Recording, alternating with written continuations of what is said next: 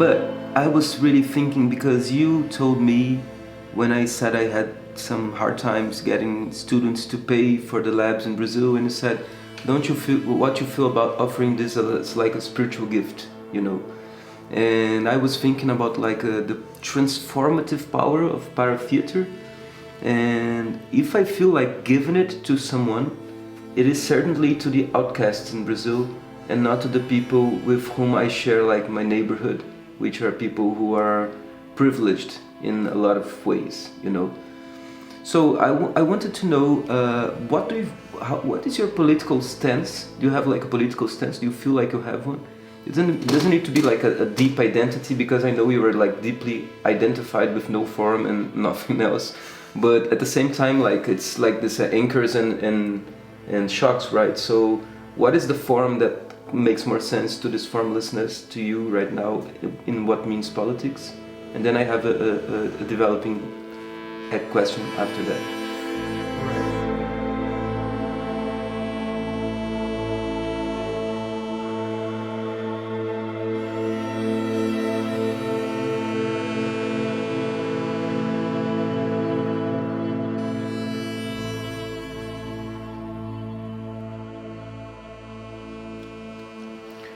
So over the years, I've gone through different stages of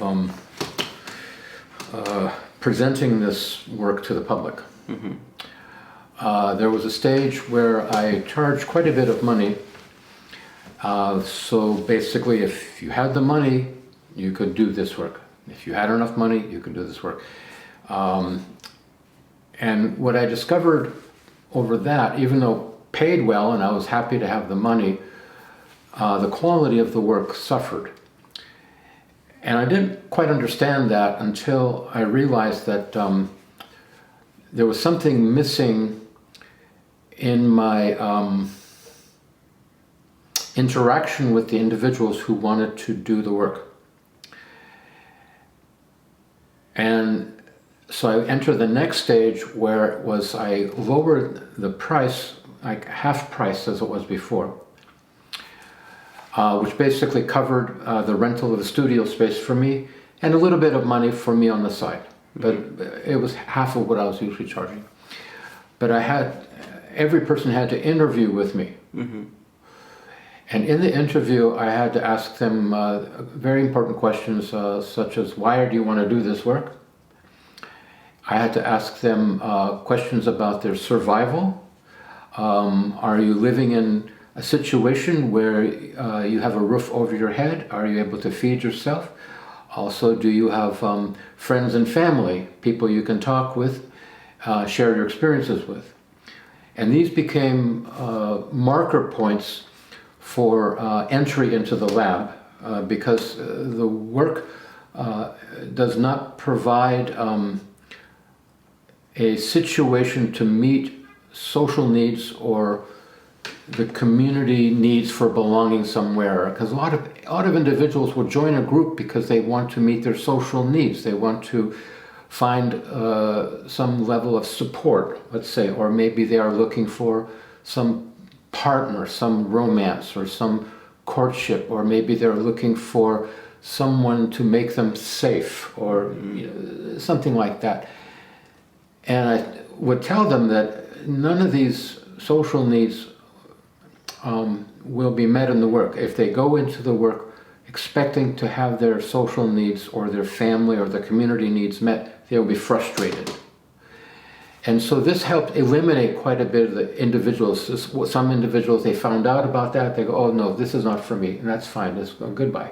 Mm-hmm. And other individuals would agree, like, okay, I have shelter, I have a way to feed myself, I have a way of making my money to take care of my needs, and I have friends and family. Okay, you can come and work now. Mm-hmm. So I let them in.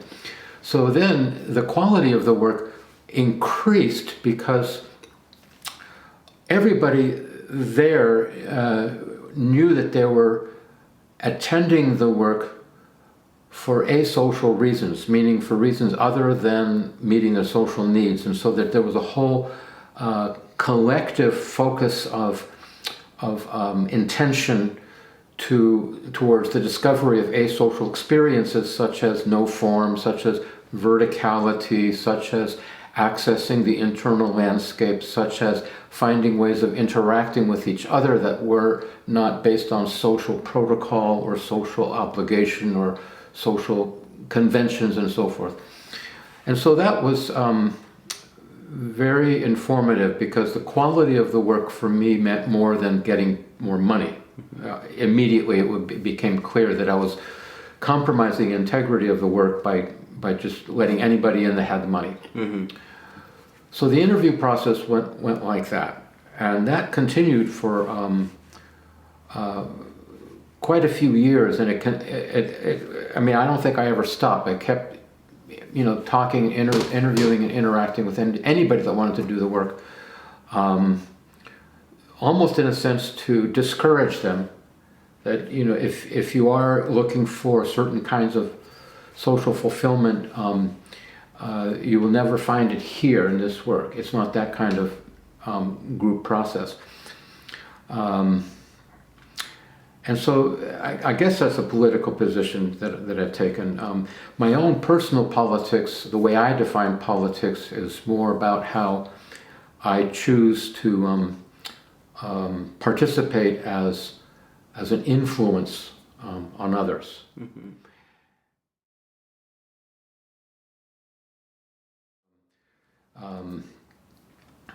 My politics is really pretty much defined as the insurrection of the poetic imagination in pretty much everything I do.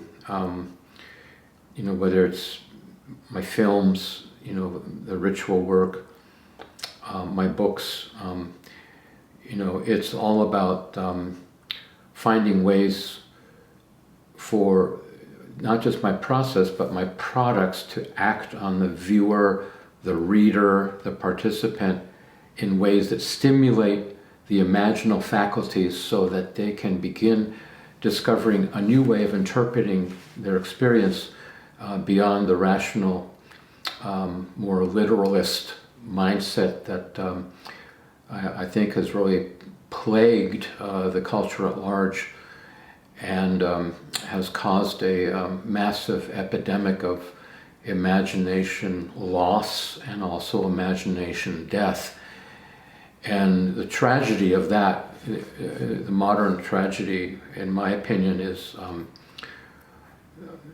through the death of imagination follows the death of soul, because it has come to, my awareness that this process, this presence called soul, whether it's the soul of an individual or soul of an entire group or a soul of a species or a soul of a nation, depends on a vision, depends on some kind of an imaginal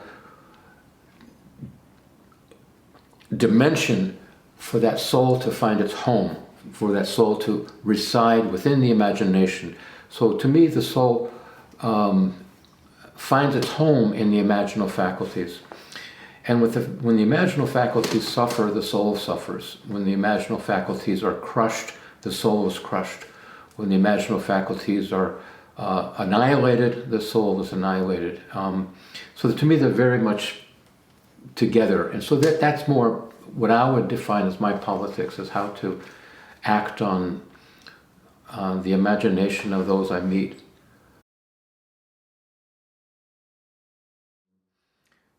Whatever you do, you are going to discover limitations. Mm-hmm. You will find your own frustrations. You will discover your own successes.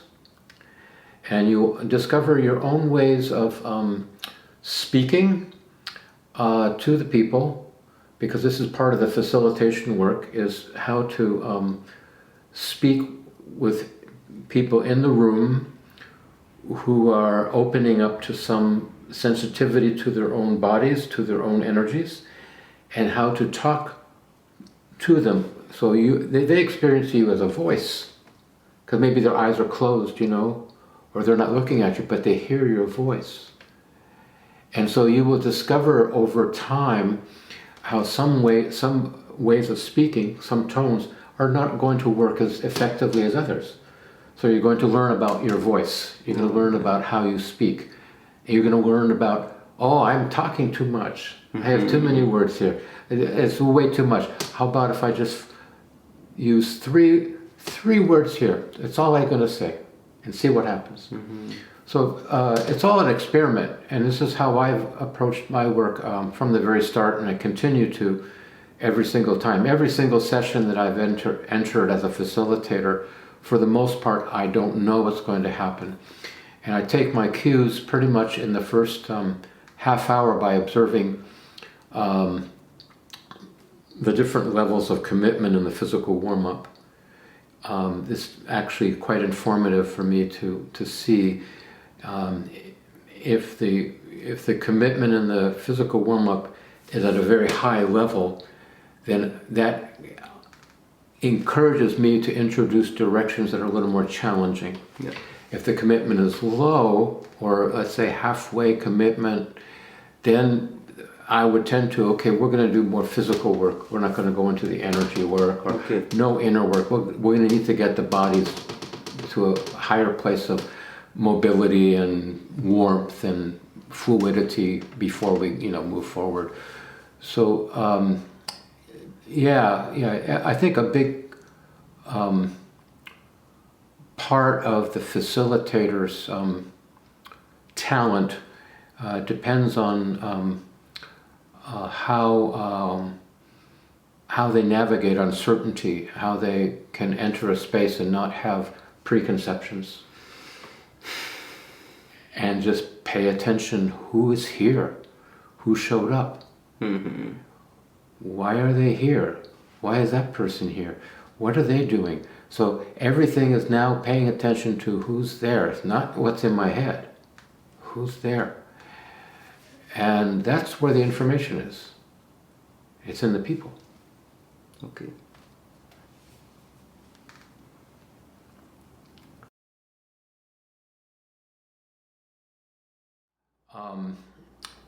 And there's something about the process of restoring the capacity for direct experience that then can stimulate a new trust, self-trust, a trust in one's own experience to guide one's life, so that the restoration of one's direct experience, it has the capacity for building individual integrity and autonomy. And so individuals who are becoming more at home with their own direct experience are able to access their most direct experience and trust in it more and being guided by it more, are, I think, a lot less likely to be controlled or jerked around or bumped around by external prompts and rules and regulations and values and standards of society, because they have their own experience to legitimatize or to authenticate, their own truth. And so this is, to me, what makes it revolutionary, because anyone that has opened up to some capacity of direct experience, they're simply, over time, they're going to develop a certain cultural immunity, a certain immunity to the toxic culture at large, because they are just simply, let's say, gaining, how can I put it?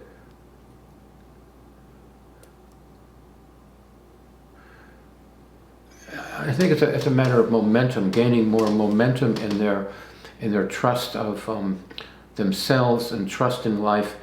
And the problem, what happens with the loss of the capacity for direct experience, it comes along with a certain distrust of self, distrust of others, even can move into fear, paranoia, because of living in the mind. What's real? And if there is a kind of fantasy level of existence that starts overtaking a person's identity and who they think they are, and so forth. So the revolutionary dimension here is really one of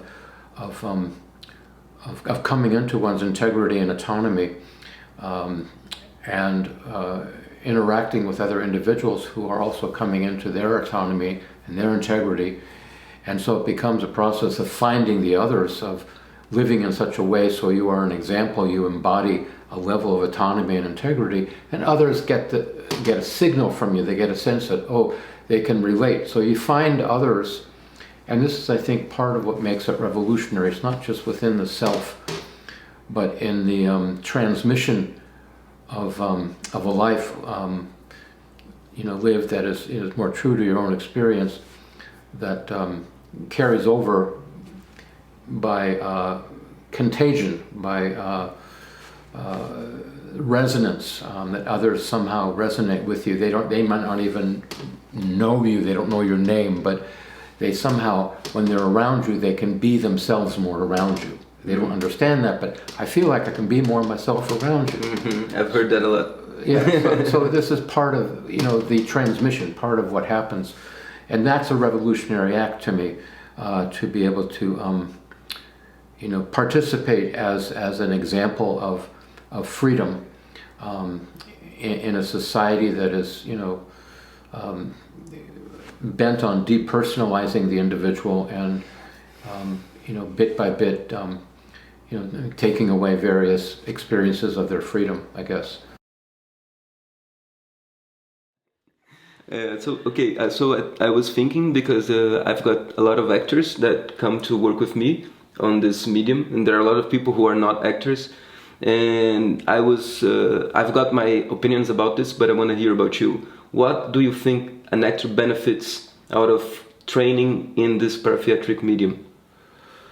So the question is in regards to working with actors or non-actors? No. The question is about actors in a greater, wider perspective. Okay. How does an actor can benefit from training this specific technique? Okay, that's good. Again, it depends on the actor and why they're entering into the training process. Oftentimes, more often than not, an actor will come in because they have developed a certain habit, or a certain, let's say, they've gotten very good at a particular method that they use in their job, and they've gotten paid money, sometimes a lot of money, for doing something very, very well over and over and over again. Mm-hmm. So it becomes like a habit, but it's a professional habit and they get paid for it. But at the same time, if they get locked into that habit and they can't do anything other than the habit, so then they're in a sense stuck with that, and sometimes they get typecast, or they get cast in roles that they get paid for doing that thing over and over again that they do so well. Mm-hmm. And so sometimes they would come into this kind of training to undo those habits, to come into a kind of challenge of spontaneity, to discover basically how stagnant they have become from over repetition of the things that they do well, that they get paid for. That's the thing. The problem is they get paid for doing something really, really well, and they keep doing it over and over again. And there's a fine line between a rut and a groove, mm-hmm. Mm-hmm. And they get into this rut and they don't know how to get out of it, but they keep getting paid for it. Mm-hmm. It's kind of it's a trap. Creatively, as a trap. Financially, maybe not so much of a trap, but so that's probably the main reason. They're looking for more personal freedom, and how to. It's almost like they're not so much looking for more methods. They're looking for ways to identify methods so that they can relax their dependency on methods and begin opening up to the present moment, just to be in the moment and respond as honestly as they can in the moment, without any baggage, without any fancy footwork or gestural flares and so forth that perhaps they have gotten used to or kind of burdened by. Like tricks, right? Like Yeah. tricks in a bag of tricks. Yeah, like, exactly, I've got yeah. these tricks I can show you, but it's not like something I'm doing which is right now and it's emerging intensively. Yeah, it's not organic to the Yeah, moment. yeah. And this is part of the aim of ParaTheatre is to bring participants into to a deeper vulnerability in the moment, so that whatever movement they express, whatever sound they express, whatever characterization comes out of that moment, it's organic to the moment that they're in. It's not put on. It's not imposed. Yeah, I think that this could apply to like a young actor as well, because Sometimes I don't really work with kids. I don't. no, work not with, kids, no. Oh, young actors. How young? What do you? No, I mean like beginning actors. Oh, beginning. Not like someone who's already super like established and has this kind of already robotic behavior. The tendency is that the actors that first begin are what I'll call naive actors. Naive actors. Naive okay. actors. They haven't yet developed the baggage or the habits of the more seasoned actor. Yes. And they're oftentimes more, in some ways more honest in the moment, more natural. So they're not as encumbered, let's say. They may have different challenges, like maybe they are still struggling with self-consciousness, Yes. or they're still struggling with confidence, or insecurities, or these kinds of things that are natural to just the medium of acting itself is by nature it's an insecure process, because you're playing with the notion of being someone other than yourself while being yourself. It's kind of shifty. And you're exposing yourself as well through that, like everyone's Exposing seeing yourself, but also hiding. Yes, yes. It's polarity work. Okay, because I've had this I think that like for me in a certain sense, but I felt like I've worked with a few naive actors and they were really interested in getting to know this technique.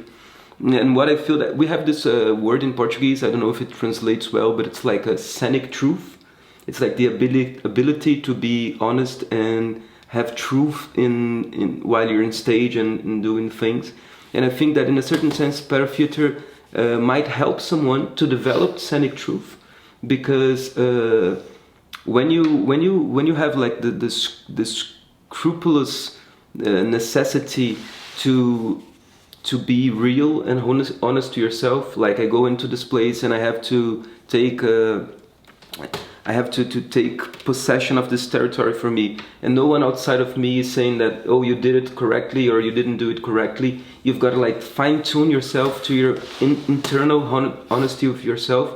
So I think that it has helped with the people I've worked with.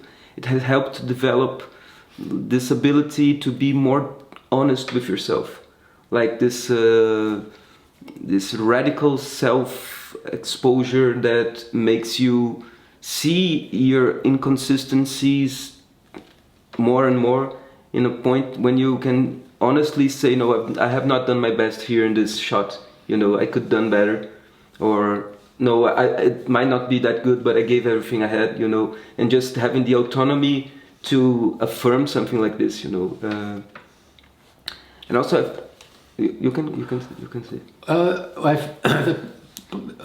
There are parts of the process of acting that are quite peculiar, and one of them is this notion of the actor doing a particular take or in a particular scene, and then their own experience subjectively is, oh, I could have done that better. Can I have another take? And at the same time as the director, me watching it, I see, well, you nailed that. You didn't know that you nailed it. You did actually exactly I mean, you were really great in that moment, but they did not see that. So sometimes an actor will have a preconception of what it means to do their best, which it may not be the same as actually doing their best. And I think part of this stems from the difference between theater acting and film acting. In theater acting, the part of the reward or the satisfaction for an actor comes from a sense of satisfaction and almost a catharsis, on stage, of really being able to go all the way with the character and feeling as if you left nothing out. You put yourself on the stage. You left a piece of yourself on the stage, is the way some actors will say that. And that works in the theater because there's a large audience, way in the back row, in the 50th row. You have to reach that person, so you have to be big, and at the same time, how to keep it real and be big at the same time. So that's the theater acting.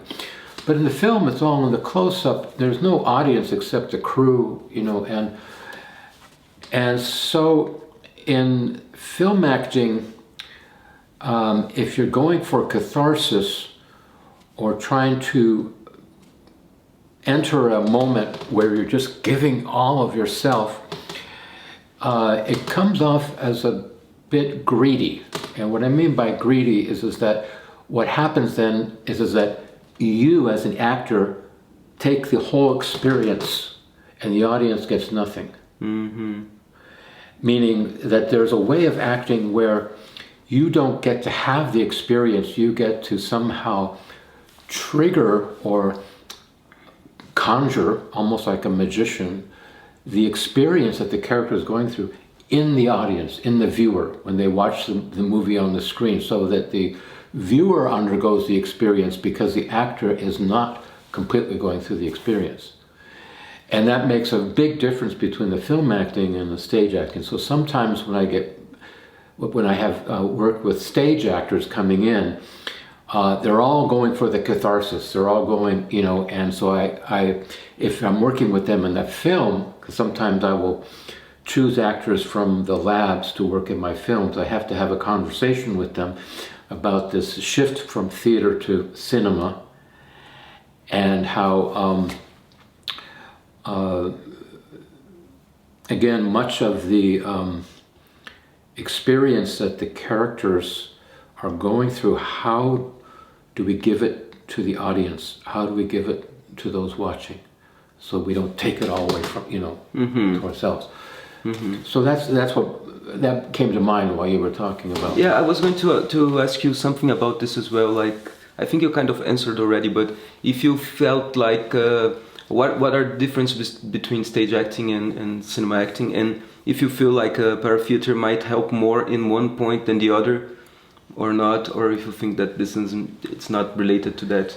It can help in both, mm-hmm. and sometimes neither. Again, it all depends on the motivation of the person doing it. Why are we doing this work? Why are we standing in no form? For what purpose? Mm-hmm. Why are you in this room right now with all these individuals standing, doing nothing? Mm-hmm. So the motivation and intention, I think, is where it starts. It's the same reason why, when I have worked with individuals in groups, I would ask them, why are you here? And oftentimes they will be honest and say, I don't know, I just have a feeling I want to be here, I want to do this. I go, fine, and you're going to find out, and then maybe you tell me. Mm-hmm. But that's good enough, right? It's good enough. Just want to be here. Oh, totally, yeah.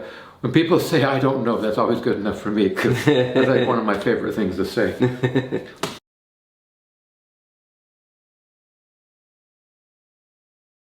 Can you tell me something about service and like this attitude or this adjustment? Is it adjustment? Did you say service? Service, yes, mm-hmm. Yes, as in opposition to immersion, right? Because I think that there's this cathartic element that I think a lot of the people who have come to the labs that I've done in Brazil, they seem to be looking initially for this cathartic element. And when I introduced the idea of service, it seems to me that the ones who benefit more from it are people who already are more seasoned in kind of performatic arts and things like that. Those are the people who say, oh, I think I get this.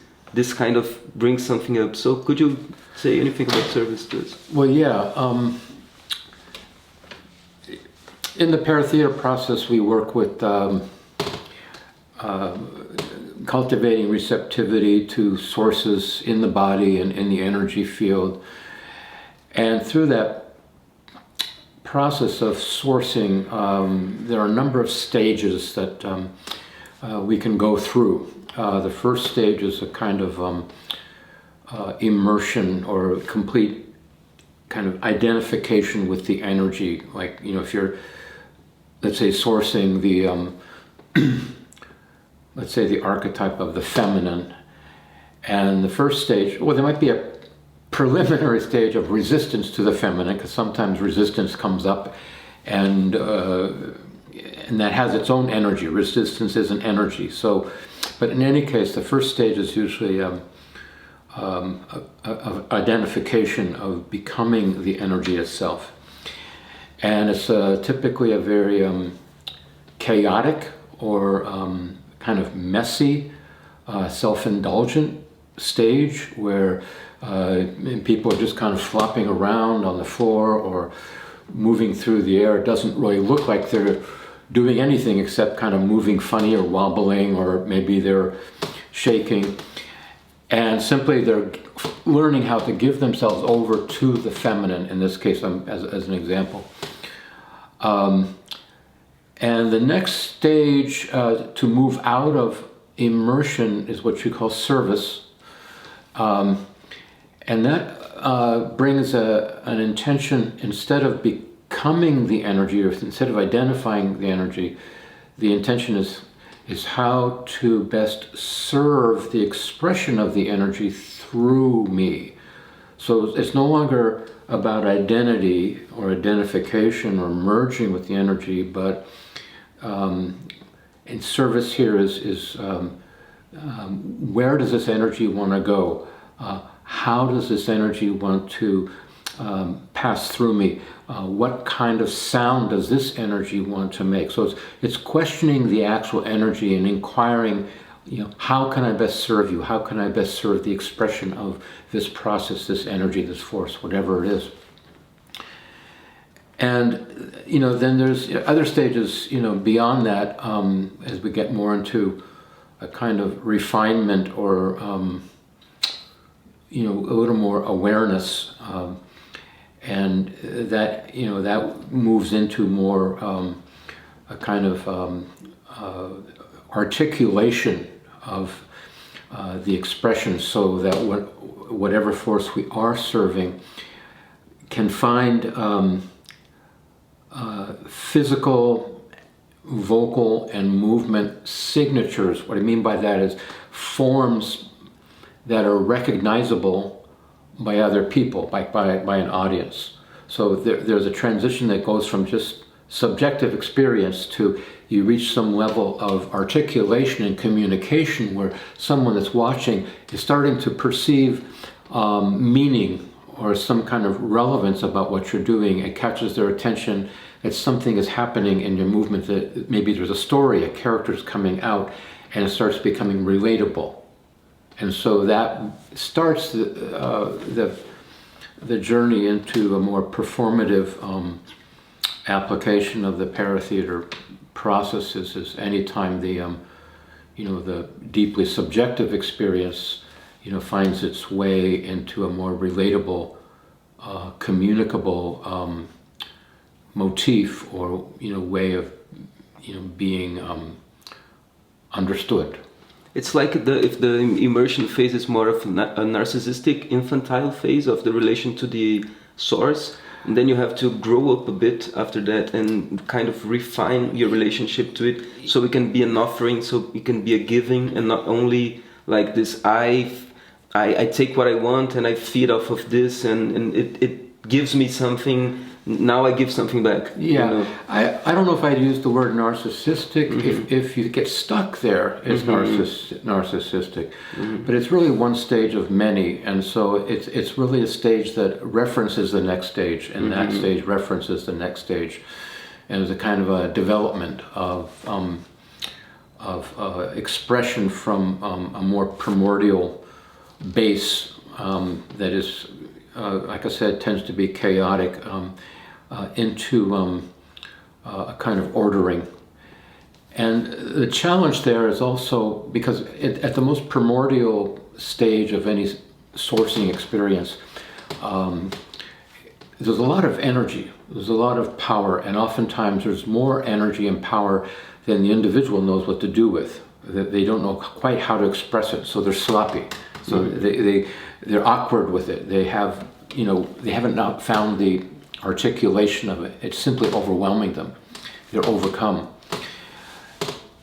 And the challenge is how to bring that primordial force, in the sense of a large energy overcoming one, into a way of communicating a vision or a picture or a particular character to others without losing the energy and the spontaneity and the primitive level.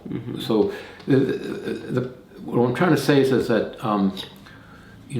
too much of the ordering, too much of the control can crimp the spirit. It can deaden the initial energy, where you can have a very interesting form that comes out, a very kind of fascinating image that you're creating, but the energy is gone, or the energy is low.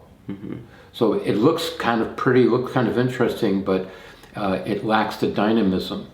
So how to sustain the power of the primordial immersion phase while finding its articulation in a communicable, relatable motif, form, movement signature, sound, chant, song, through vocal creations.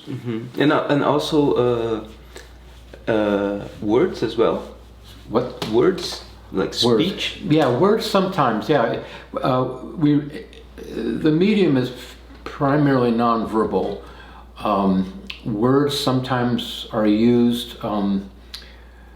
Oftentimes it's, we look for one word, out of a particular source, a word that comes out, not a word that is a mental directive of, the feminine, so the feminine, a word would be womb, so we don't, that would be like stereotypical. Yes. So it's like whatever word emerges or kind of bubbles up from the subconscious from committing oneself to the particular source. And oftentimes it's quite surprising. It's not something that we would intellectually relate to that source, and yet somehow it belongs to that source. So yeah, sometimes we use one word. In the performances, when we enter into actual production, oftentimes I will use the poetry of one of my favorite poets, like Arthur Rimbaud, or Hilda Doolittle, or Charles Bukowski, William Blake. These are some of the poets that we've used in our past productions. And the poems are not read like poetry readings, but they're spoken as a kind of oblique narrative, not in any literal sense, but to somehow where the words drop into the actions of what's happening on stage with the ritual performers, and you see moments where things spontaneously create new meaning because of the combination of the word dropped and what's happening on stage is something different than if you just hear the word by itself. And like for example, in one of our productions called Fallen Monsters, we use the Songs of Innocence and Experience by William Blake as songs, as actual songs. My partner Sylvie created melodies and arrangements for half a dozen of the poems as songs that she would sing to whatever is happening on the stage. And then there was another production where the darker poems of Sylvia Plath, I decided to use them as spoken as sermons by this kind of preacher in this dilapidated old church that I called Chapel Perilous. And the audience was then the congregation, and the poems were delivered to the audience as a sermon. And so it somehow worked because of Sylvia Plath's, she has a certain brilliance when it comes to speaking of, you know, some of the most difficult and dismal human experiences, but bringing a sense of beauty and wonder at the same time. You were saying like how to retain the intensity of the power, at the same time you kind of trim it and give it. So I'll ask you now, how to do that. How to do that? Yeah. Well, how have you done that as well? At least, I mean. Well, sometimes I attempt and I'm not able to, because the either the power is too large and I'm not able to find the clarity of expression, and I just end up, you know, having a sloppy expression. Other times, you know, I find myself in a higher level of, you know, control over the instrument, and I kind of fall in love with the form, and I've become very kind of infatuated with the way in which I can express my whole body in a particular crystalline elucidation of the energy, and then I'm like stuck like a mosquito, prehistoric mosquito in amber, and just kind of trapped in the form, without, you know, the energy then dies away. So yeah, there's no formula for it. You know, I don't have any idea of how that happens, because some individuals can find it. You know what I think it is? I think it's a combination of talent and skill is what it is. And some individuals have more talent than skill. Some are more skill-based than talent.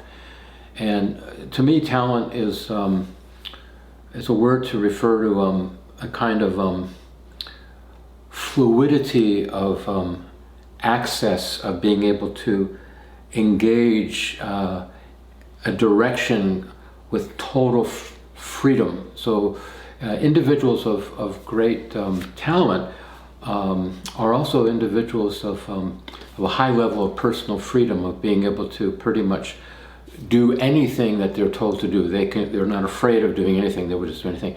Skill involves a certain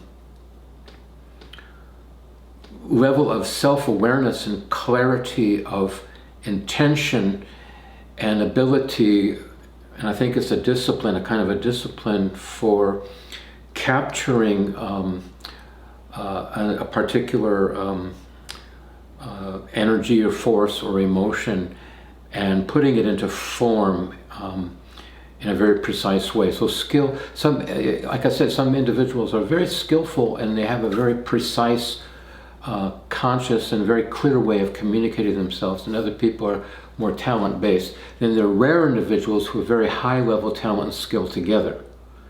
And they usually stand out like a spotlight, you know, so that their individuals are usually, you know, more apt to be discovered, you know, by groups, organizations, scouts, producers, because they will stand out. And when you see someone on the stage with a high level of talent and skill, they stand out amongst everybody else. It's really quite extraordinary. And you can see this especially in dance, ballet, also in acting too. It's just rare. It's just more rare, but you know, it does happen. As for me, I'm in the ParaTheatre work, I tend to be more in the area of talent, more talent-based than skill. I have good skill, but I have stronger personal freedom and more talent there. In the area of,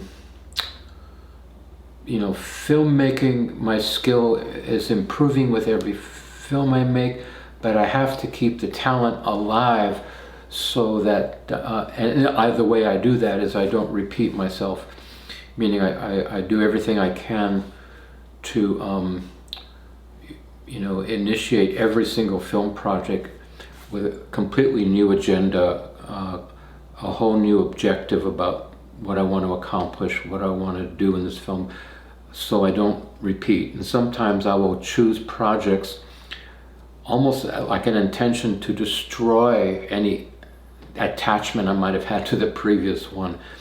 Like, for example, I was very immersed in a project, a film called The Greater Circulation, which was my tribute to the poet Rilke, Rainer Maria Rilke. I'm very close to his work.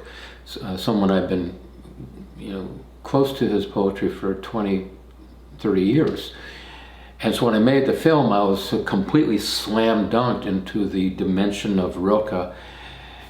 And after finishing the film, it was really hard for me to get out of that. It was really hard for me to break that trance. I was just hypnotized and kind of locked into a certain way of seeing and thinking, inspired by Rilke's poem, Requiem for a Friend, in particular, that one.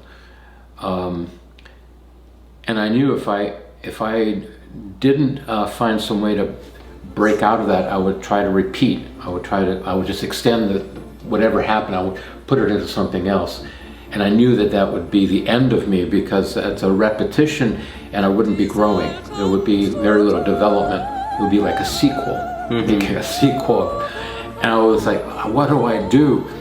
And so the next film I decided it has to be a comedy, because Rilke's not funny. He's not a funny man. He's dense. He's a kind of a deep, sad man. And so I made a film called The Mind is a Liar and a Whore. Yeah. I've always wanted to see that one. Oh, okay. There was a trailer on YouTube. I saw it many times. Oh, okay. Yeah, so I love that name. I gotta get you a DVD of that one. Yeah, and that was that's probably one of my funnier films. I've made a few comedies, and that definitely broke the trance. There was no Rilke in there at all. There really was no poetry, and The Mind is a Liar and a Whore. It was more just, one kind of hilarious,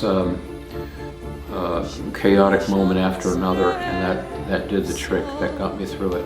Impress you deeply, she'll fashion a snare of salt and impress you deeply.